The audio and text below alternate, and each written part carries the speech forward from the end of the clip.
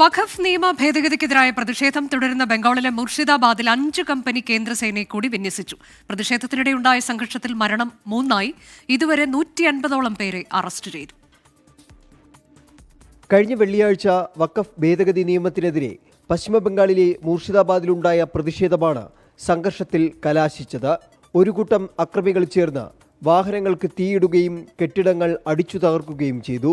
സംഘർഷത്തിൽ ഇതുവരെ 3 പേരാണ് കൊല്ലപ്പെട്ടത്. നിരവധി പേർക്ക് പരിക്കേറ്റു.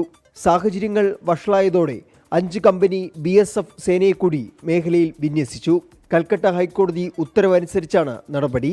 പോലീസുമായി ഏകോപിപ്പിച്ച് പ്രവർത്തിക്കുമെന്നും സമാധാനം പുനഃസ്ഥാപിക്കാൻ ആവശ്യമെങ്കിൽ കൂടുതൽ സേനയെ അയക്കാൻ തയ്യാറാണെന്നും BSF അറിയിച്ചു. കലാപങ്ങളിൽ പശ്ചിമബംഗാൾ ഗവർണർ CV ആനന്ദബോസ് ആശങ്ക പ്രകടിപ്പിച്ചു. അക്രമ സംഭവങ്ങളുമായി ബന്ധപ്പെട്ട 12 പേരെ കൂടി പോലീസ് ഇന്ന് അറസ്റ്റ് ചെയ്തു. മേഖലയിൽ ഇന്ന് പുതിയ അക്രമ സംഭവങ്ങൾ റിപ്പോർട്ട് ചെയ്തിട്ടില്ലെന്ന് പോലീസ് അറിയിച്ചു. 24 ഡൽഹി.